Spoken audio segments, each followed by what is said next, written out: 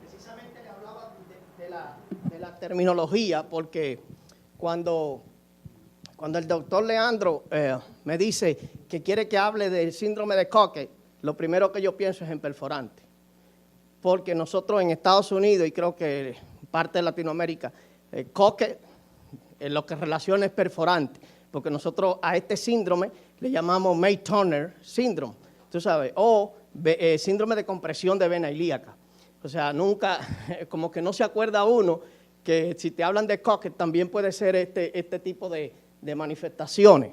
No, realmente, escúcheme, sí me malexpresé y se pudo malinterpretar, o sea, el cut-off, o sea, la medida límite 0.35. Lo que quise entender fue que después que tú ves más de 0.35, tú comienzas a sospechar. Claro, si tú tienes 5, ya tú estás hablando de un reflujo leve. 6, 7, 8, depende entonces del reflujo que tú tengas, la continuidad del reflujo, entonces le llama la severidad. O sea, no quise decir que tiene que ser, ¿ok? Sí, aunque había estudios que, claro, depende de países, el tipo de estudio que se hizo, la correlación, exacto. Pero sí, pero inmediatamente tú lo ves más de 0.35, ¿ok? Excúseme, no quise. Simplemente yo soy un fanático de vena, pues yo hago flebología. Y me entusiasma ese tema. Ok. Sí, vamos a hablar de este síndrome de Cockett, porque en las últimas 3 décadas los avances tecnológicos del ultrasonido dúplex han podido reemplazar la sensitividad y especificidad de los estudios invasivos de las patologías venosas, porque las técnicas implementadas han avanzado tanto que podemos fácilmente con una sonografía Doppler detectar muchos de los síndromes, como la doctora hizo una conferencia magistral acerca de muchas patologías que simplemente antes con el Doppler no podíamos hacer clasificarla hasta de tumor o no. Ok, pero bueno. Okay. Estamos. Entonces, como en muchas regiones se conoce, síndrome de Cockett, May-Turner Syndrome, Iliac Compression Syndrome o Iliocaval Compression Syndrome, y en portugués, síndrome de compresado da vía ilíaca, ¿no? Well, pero bueno, todas las terminologías en este síndrome se refieren simplemente a la compresión de la vena ilíaca común izquierda por la arteria ilíaca común derecha. Como sabemos, en la anatomía, el plano de la aorta se encuentra a la izquierda, anatómicamente medial izquierdo, y la parte venosa medial derecha. Eso hace que la vena ilíaca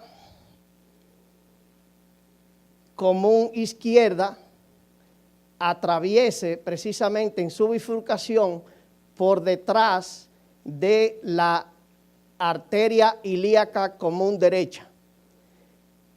Principalmente personas obesas, personas por idiosincrasia en su patología de naturaleza, hacen que no solamente haya una compresión, sino que la pulsación por sí de la arteria va lastimando la vena y hace que haya un desplazamiento, haya una erosión externa, y eso podría manifestarse primero por compresión y segundo por la formación de un trombo, ¿okay? A nivel de la salida o de la salida de todo el trayecto venoso, no solamente de la pierna izquierda, sino también de los vasos inguinales.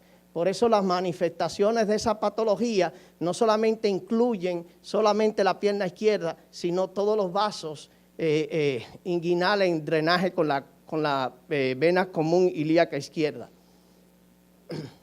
Tenemos aquí una pequeña ilustración de cómo la arteria en su pulsación va creando una erosión en la vena ilíaca izquierda y a veces un aplastamiento de la vena. en radiología, que ya prácticamente este tipo de estudio se hace simplemente ya cuando tenemos casi el diagnóstico para inmediatamente entonces hacer el tratamiento, para evitar hacer un diagnóstico y luego entonces hacer un método angiográfico, primero de diagnóstico y luego de tratamiento.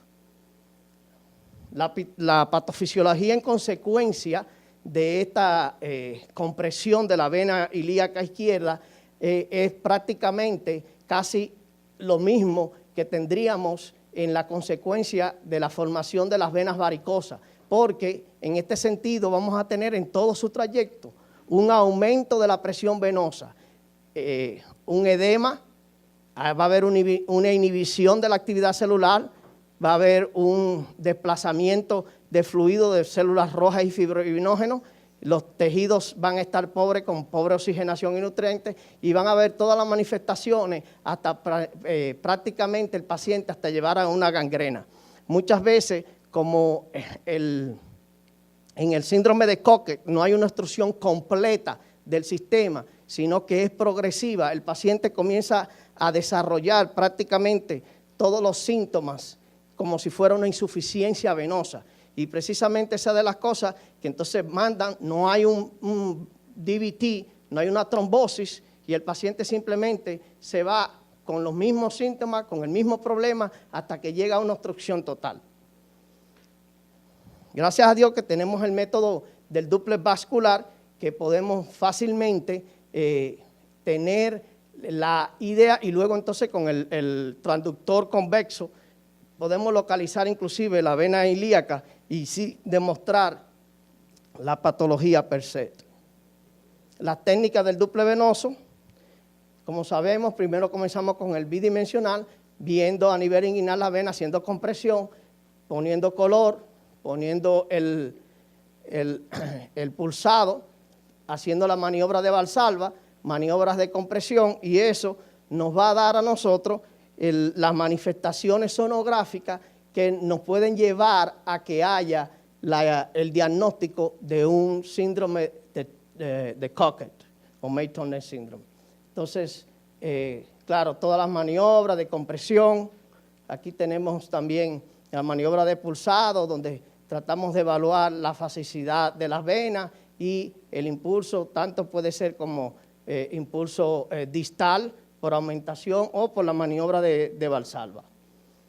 Los criterios, como saben, lo que tenemos que buscar es que haya fascicidad cuando estamos estudiando principalmente. Siempre cuando hay una sospecha directa, que no simplemente es mandan el estudio para hacer extremidad, dúplex venoso, extremidad inferior, cuando ya hay una sospecha directa que le dicen que rule out el May-Turner Syndrome, pues entonces ya, como siempre, y de todas maneras, el estudio se comienza a nivel inguinal, a nivel de la vena femoral común distal, y si el paciente no es muy obeso, pues podemos ir un poquito más proximal y localizar la unión ilio-femoral.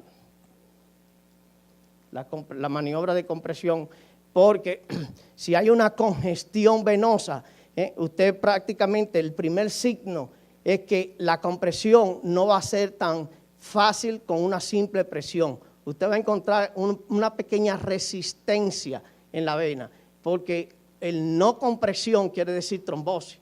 En este caso, muchas veces nosotros no estamos encontrando un trombo, simplemente la congestión, la alta presión que hay en consecuencia a la obstrucción proximal va a ser una congestión venosa y la presión va a ser un poquito más difícil. Por eso en las compresiones venosas es importante que usted entienda que no tiene que inmediatamente poner de toda la presión, comience a presionar para ver la reacción de la vena a la presión. Claro, siempre la compresión debe demostrarse con el lado contralateral para ver la diferencia de presión en una vena y otra. Entonces, claro, lo que queremos encontrar es que teniendo el patrón a nivel de la vena, ya prácticamente por la distancia que hay a nivel del cursor, me imagino que esto fue tomado a nivel de la iliofemoral, ilíaca distal y femoral, más o menos por encima del ligamento inguinal. Y esto demuestra un patrón de aumentación a la compresión distal, de que hay un flujo venoso normal. O sea, el aumento va en dirección cefálica y no hay ningún tipo de obstrucción. Al igual que esto demuestra una fasicidad con el paciente en inspiración y expiración. Ya aquí se comienza a sospechar de que este patrón está cambiando y puede ser que haya una obstrucción proximal y también con la pulsatilidad o diferentes patrones de fasicidad en el Doppler. Hay maniobras fisiológicas que nosotros podemos utilizar para también demostrar qué tipo de presión, cómo esté principalmente en el máximo outflow venous, que normalmente no tenemos casi ese tipo de método en todos los sitios, no tenemos el equipo, pero si nosotros entre los métodos fisiológicos no invasivos, solamente este es complementario, o sea, ninguno de estos nos da un valor real al síndrome de Turner, pero nosotros queremos saber cómo está el flujo de salida en el sistema venoso y podemos hacerlo por este y compararlo con, no me salió con este, compararlo con esta prueba para saber cómo está el flujo venoso, si está competente o si está retrasado. ¿Okay? O sea, aquí tenemos los patrones normales cuando hacemos el flujo, pero este es un método que prácticamente más en Estados Unidos que en otros sitios se utiliza, pero inclusive casi nunca lo utilizamos como un diagnóstico, sino simplemente como una confirmación. ¿Okay? Entendiendo lo que son las presiones, el paciente acostado, el paciente de pie, el paciente solamente apoyado en una sola pierna, haciendo la maniobra de pedaleo y en descanso para ver cómo están las presiones en ambas piernas. En esta enfermedad, la recurrencia de la enfermedad es que casi 60% de los pacientes con May-Turner síndrome están predestinados a tener en algún tiempo de su vida un síndrome posttrombótico, o sea, que tengan edema, dolor, dermatitis estásica y úlcera o celulitis. La detección temprana de cualquier trombo que ocurra en la pierna, así como el tratamiento por una trombólisis directa con catéter o con el activador de tejido plasminógeno, puede reducir el síndrome posttrombótico, o sea, reducir todo lo que es el síndrome posttrombótico a casi la mitad sobre 12 meses, comparado con la anticoagulación con warfarina. O sea, estamos hablando de un 66% versus un 33%. Y eso se hace simplemente, o también el stent puede tener mejor resultado que la anticoagulación comparado en un 87% de la patogenicidad de los vasos y los síntomas en solo 20% a 41 meses dándole seguimiento. O sea, cuando usted diagnostica a tiempo, o sea, la mayoría de los síndromes de Turner, ya el paciente hace la oclusión total, porque cuando hacemos el estudio venoso simplemente vemos no trombo, pero no nos llevamos los patrones de que ese paciente está teniendo edema, está teniendo sintomatología, principalmente pierna izquierda, claro, aunque hay casos variantes que podemos ver un pinzamiento en la pierna derecha, pero es más común en pierna izquierda. Ahora, cuando tenemos un paciente que tiene recurrencia frecuente, principalmente trabaja sentado, obeso, o sea, tiene todas las características de poder tener un pinzamiento y solamente decimos no DVT y no demostramos la comparación del flujo venoso o outflow de la pierna derecha con la pierna izquierda, entonces vamos a estar expuestos a que ese paciente vuelva a la emergencia, vuelva a otra emergencia y el reporte va a ser el mismo, no hay trombosis. Sin embargo, el flujo de salida de la vena es lo que le da la característica de esta patología. Ups. Vamos a videíto aquí.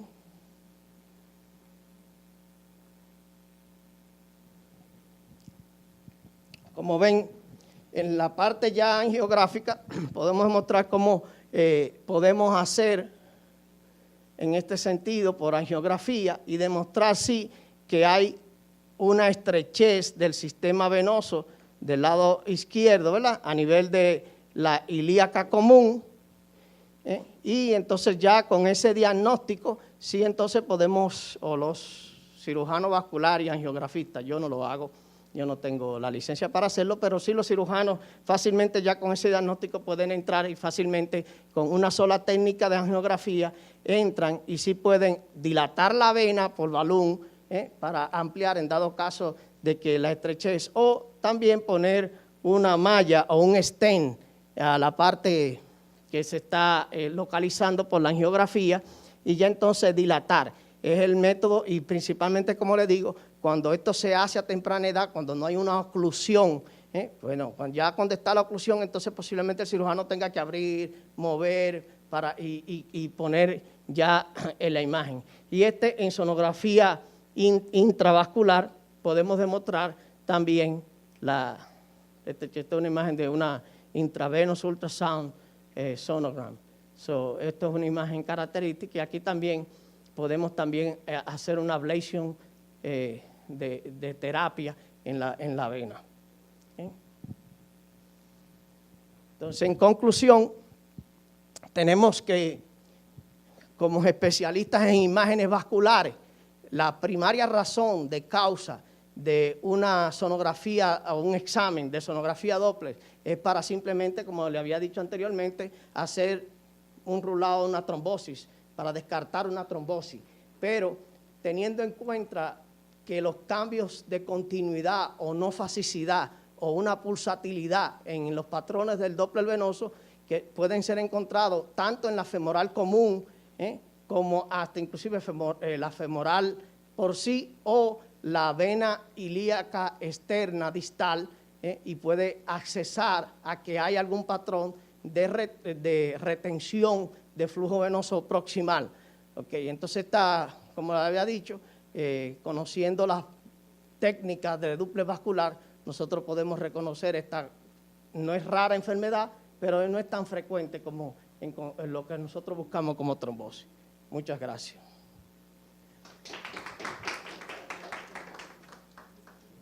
¿Alguna pregunta?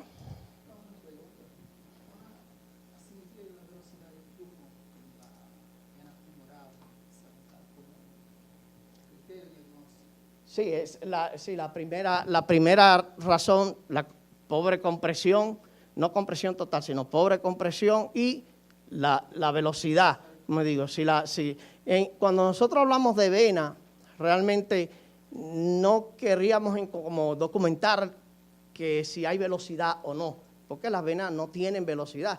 La pompa venosa es la pantorrilla. Por eso el hecho de que el movimiento de la pantorrilla al caminar es el que impulsa. O sea, los pacientes en inactividad también son más frecuentes a padecer ese tipo de problemas. Por eso el pie se drena en posición parada. Okay, pero cuando usted camina, drena toda la extremidad. Esa es la razón. Y por eso, por ejemplo, algo que algunos dicen que no, las mujeres que usan el taco todo el tiempo, alto, es una consecuencia de problemas. ¿Por qué? Porque tienen el calf todo tiempo contraído. O sea, quiere decir, todo el tiempo está el sistema venoso profundo drenando, pero el sistema superficial drena en descanso. Entonces, el sistema superficial no drena en el profundo y causa las perforantes, las venas, varicosas, etc. Pero en el caso de lo que tú dices, sí, no queremos llamar velocidades, sino el patrón fásico, que es normal, continuo o pulsátil, donde se está tratando de impulsar el patrón de obstrucción que hay proximal.